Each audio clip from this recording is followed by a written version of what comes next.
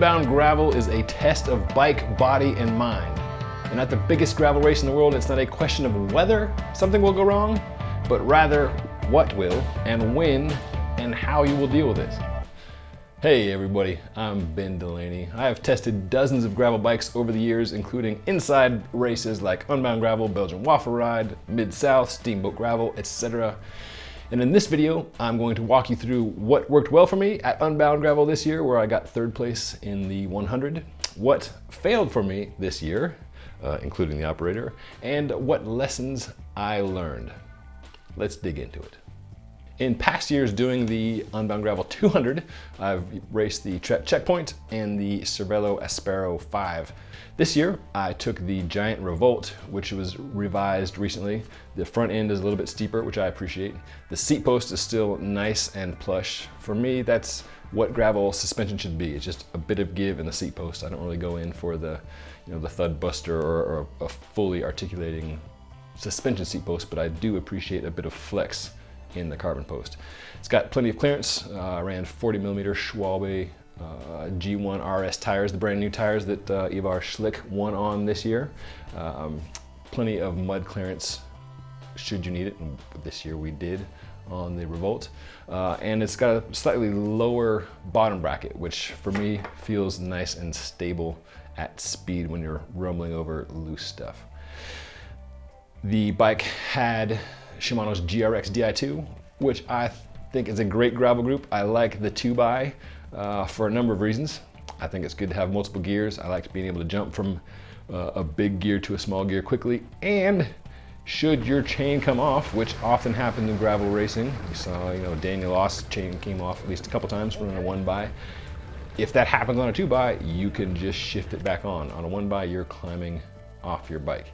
I had no issues this year with that, thankfully, and GRX ran great.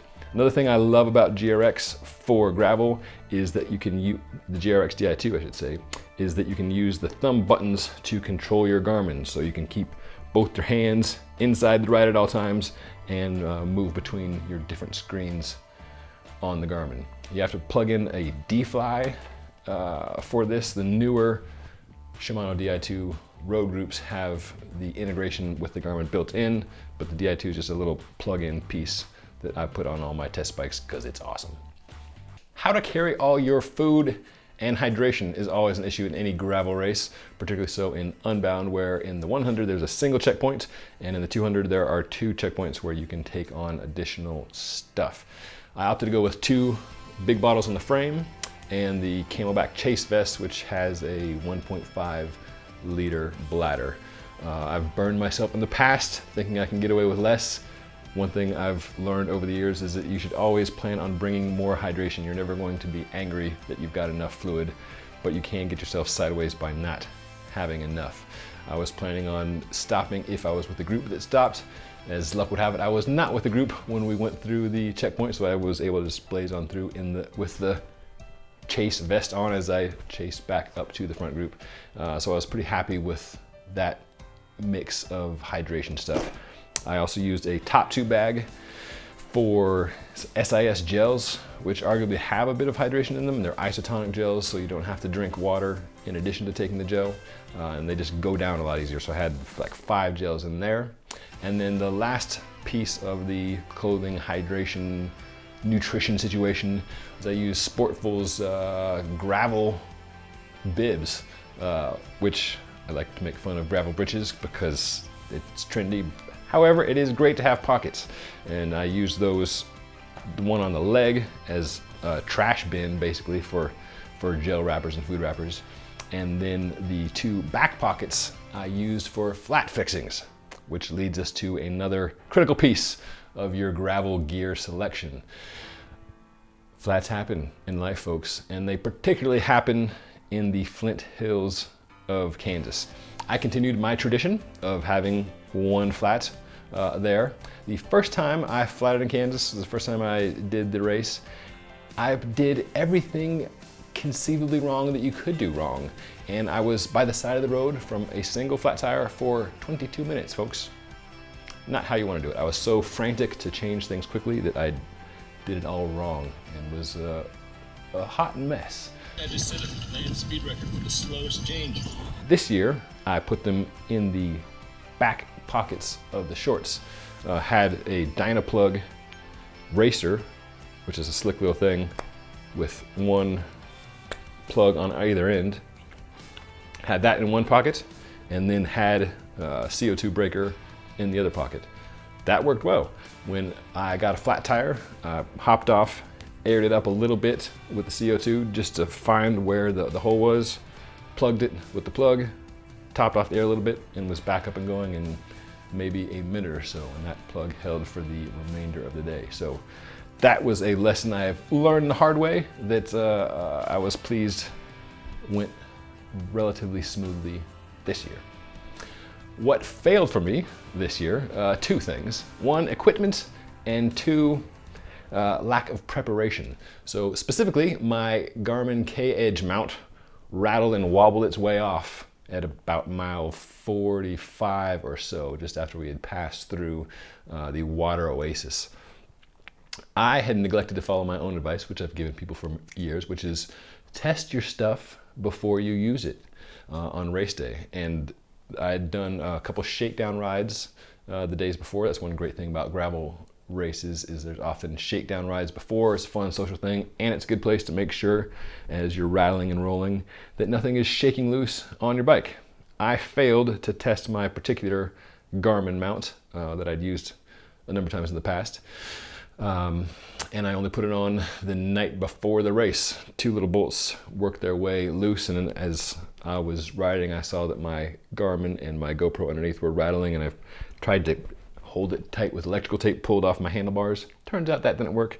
Used the little pipe cleaner that my number was tied on with. Of course, that also failed, so eventually just pulled the thing off, stuck it in the jersey pocket. So that was an embarrassing fail on my part. Could have been fixed by checking it the day before and Loctiting the bolts in. I'm a fan of K-Edge products. I've been using them for years. So that one is on me. As a result, I am lacking in footage for the latter half of the race. Some other things I learned or relearned. Positioning is important. It was fun riding with Peter Sagan, former multi-time road world champion, who was there at Specialized request to do a little marketing, shaking hands, kissing babies. Peter's a great guy for that type of thing. He stayed at the front for a good portion of it. The first 15 miles, when it was a huge group on wide open roads, he stayed at the front and out of trouble.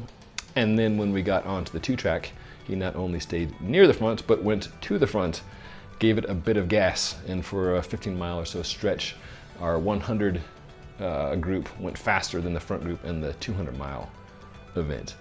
What Peter was doing there was keeping himself out of trouble. The hairier the course gets and the further back you are, the more you're likely to get tangled up in a crash. This is something we all know. Turns out we can't all be at the front. Peter had the legs to do so and kept himself out of trouble there. And then when he got to the 40-mile water oasis, he and his teammate Daniel Oss pulled over and waited for their buddies from Specialized and then cruised on in. It's neat to watch him in that event and his exceptional bike handling skills. Another person I enjoyed racing with was old Scott Moniger, the winningest American bicycle racer in American road races. Scott had a knack in his day for many things, and one was keeping himself out of trouble. I noticed how Scott would always be on the side of the road. Whenever the group got big and wide, Scott would be on the edge, giving himself a way out, so I would follow Scott around. I also followed Scott around later after my Garmin wobbled off because I didn't know where I was going. So I kept asking Scott, hey man, we turn to here, what, right, left, etc. So thanks Scott for guiding me through that. Race's end came down through the campus of the university, finished on the home stretch after a rainy, muddy latter half. Came in for third place again, was happy with that. So conclusions from Unbound Gravel 2022. 1, test your gear. Go on the shakedown rides and shake down the gear exactly as you were planning to use it. Better yet, test it in the days and weeks ahead to make sure that everything is working properly and your body is adjusted to that. 2, Plan on flat tires happening and have your flat fixings at the ready. Know how to use them. If you can, test them also in advance. And 3, plan on being thirsty and bring enough hydration with you, perhaps more than you think you need. So I hope this video was of some use to you. I will put some links down below of some of the products that I used and some videos of the past for your entertainment.